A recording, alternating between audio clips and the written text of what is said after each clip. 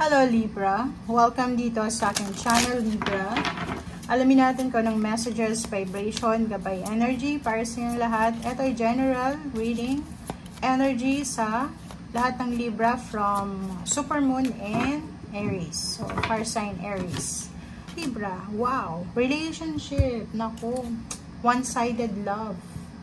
Okay, Libra, one-sided love.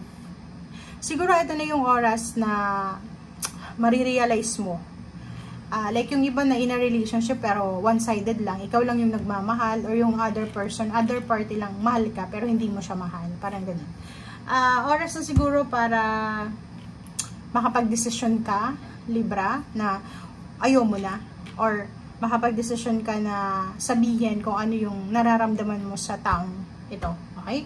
So, it's either oras na para makipag-relasyon or i-next level na yung relationship. Like yung mga mag-girlfriend, boyfriend, live-in partner, tapos na ramdaman nila, okay, ito na yung the one. So, siguro oras na para sabihin na ready na ako magpakasal or mag-next level na ng relationship. Or pwedeng yung iba, ayoko na. So, gusto ko na makipaghiwalay. Okay?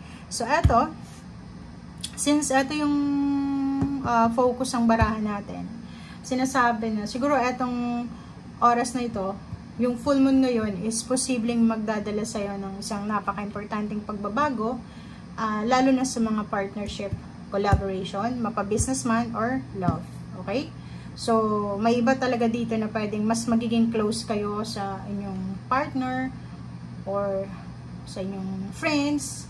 May posibleng mag-move in together, makakapag-desisyon na mag-live-in, magpapakasal, long-term commitments, or ma-engage, or pwedeng magpakasal. And then, meron din iba na hindi sila magkasundo. Hindi align yung mga gusto nila, away ng away, diskusyon ng diskusyon. Yung opinion sila hindi magkapare-pareho. So, eto na siguro yung best time para harapin yung realidad na, okay, go, separate ways na tayo. Okay? So, mga single naman, ito yung oras na parang right time dito para makapag-explore ka ng options, lalo na sa long-term na relationship. Okay. Libra. Oops. Two cards. Intention. And then, intuition. Wow. So, kung makikita mo dito, itong two cards na to is parang nagsasabi sa'yo na makinig ka sa sinasabi, sa binubulong sa'yo ng puso mo. Makinig ka sa binubulong ng puso mo. Gamitin mo yung prayers, meditation para yun eh. Kasi diba, itong sabi ko sa'yo dito sa unang baraha na pwedeng yung iba, pwedeng maghiwalay, pwedeng iba mag-decide na mag-spend together na talaga for life. So, depende sa decision making. Gamitin mo yung prayers, meditation para matulungan ka sa pagdedesisyon. Okay? Trust your intuition kahit anong mangyari. Okay? Maging clear ka, maging decisive, mag-focus ka sa kung ano yung gusto mo. Be bold din sa mga decision making mo. Okay? Ang ganda ng baraha. Libra. Wow.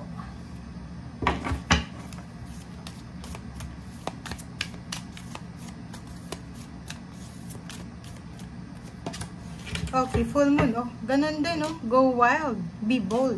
So, yun. Siguro, oras na Libra para ilabas mo kung ano yung dapat na kaya mong ilabas sa sarili mo. Alisin mo yung hiya mo. Alisin mo yung sobrang pagpi-people please. Alisin mo kung ano yung mga bagay-bagay na hindi makakatulong, lalo na sa'yo. Emotionally, financially, spiritually, parang ganun. Physically. Unahin mo yung sarili mo. Sariling kaligayahan. Okay. Judgment. Decision making talaga to Libra. So, nakikita natin na yung Supermoon in Aries is decision making siya. Kailangan maging matapang ka dito. Maging matapang ka sa pagdedesisyon.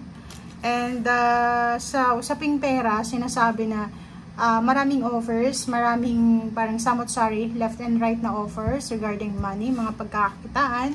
Yung iba naman is options na pwede mong pasukin regarding sa pagnenegosyo or sa source ng income.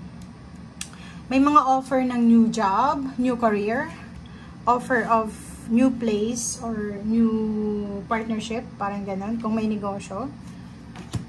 Five of Cups, sinasabi ng barayon nga, judgment, kailangan mong maging matalino. Makinig ka sa sinasabi ng intuition mo, mag-meditate, contemplate, para hindi ka magsisi sa decision na itong gagawin mo. Kung ano mang decision yun.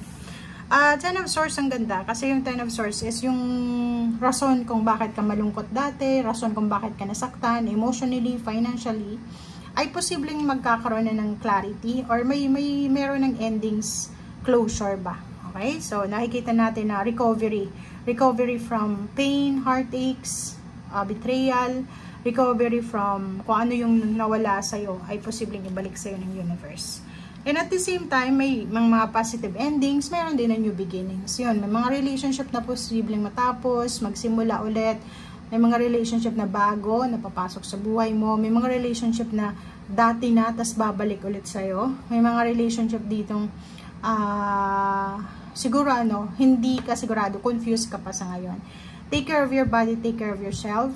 Yung mga feminine energy sa buhay mo, kung lalaki ka, pwedeng nanay mo, asawa, may asawa ka, girlfriend, boy, asawa, kapatid na babae. Basta take care of feminine ngayon. So, yung mga karelasyon or kapamilya nating babae, kailangan yung alagaan sila. Tanungin kung may mga problema ba sila or may mga pinagdadaanan ba sila.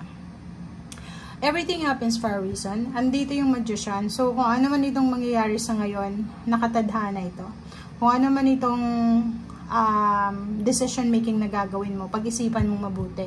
Kasi itong Magician nito, kung ano yung will ng universe, kung ano yung will ng divine, yun yung mangyayari. Plus yung decision making mo is decision making mo yun. So, wag mong iasa sa decision ng iba. Like, parang gano'n na, parang magic lang na, okay, gusto mong makipag-commit sa isang relationship, tatanungin mo yung kaibigan mo, alam mo, ganyan, ganito, tapos makikinig ka sa kanya, hindi ganun. So, dito sinasabi, ikaw, hawak mo yung pentacles, hawak mo yung cups, hawak mo yung swords, hawak mo yung wands, nasa kamay mo. Kung anong magic, yung kung anong pagbabago sa buhay mo, ikaw yung magbabago nun, hindi ibang tao. Okay, good news. Expect the unexpected, diba? So, may Five of Swords dito. Sinasabi, ang good news dito is, may mga toxicity sa buhay mo, may mga bagay-bagay na hindi mo na kailangan for the moment and for the future na talagang kailangan ng i-let go, kailangan ng i-release sa iyong buhay. Okay? Thank you guys for watching and see you again. Bye!